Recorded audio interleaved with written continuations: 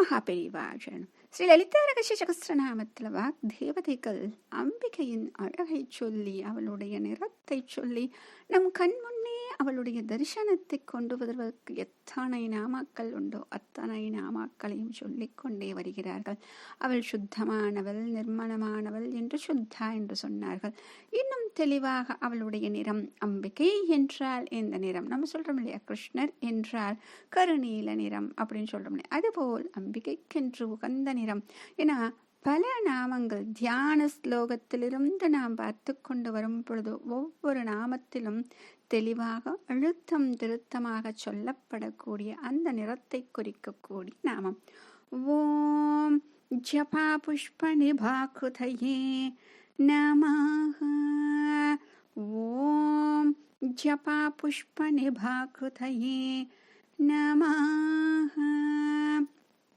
இப்போ இந்த ஜபா புஷ்ப நிபாக்குதிகி அப்படிங்கிறதுல எப்படி பிரிக்க போகிறோம் அப்படின்னா, ஜபா புஷ்பம், ஏன்னா ஜபா புஷ்பம் அப்படிங்கிறது செம்பருத்திக்கு சொல்லக்கூடிய அழகான ஒரு பெயர்.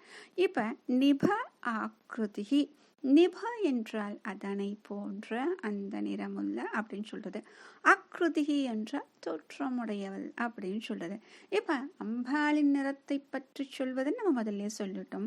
முதல்ல சொல்லும் பொழுது நிர்மலமாக நிஷ்கலங்காவாக இருக்கிறாள், அதாவது அவள் சுத்தமாக இருக்கிறாள் சொல்லியாச்சு.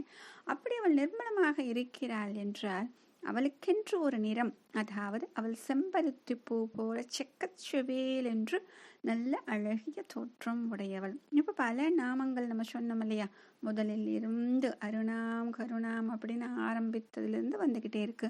அதே மாதிரி சிந்தூர அருண விக்கிரகம் என்று சொன்னார்கள். இதுபோல பல நாமங்களில் சொல்லும் பொழுது எல்லாம் அவளுடைய நிறத்தை அருணை நிறம் என்று சொன்னார்கள்.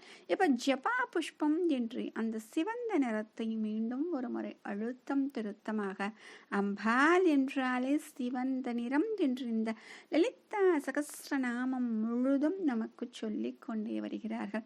அப்படிப்பட்ட சிவந்த நிறத்தை உடையவள் என்று சொல்வது இந்த நாமம். மகாபெரிவா சரணம்.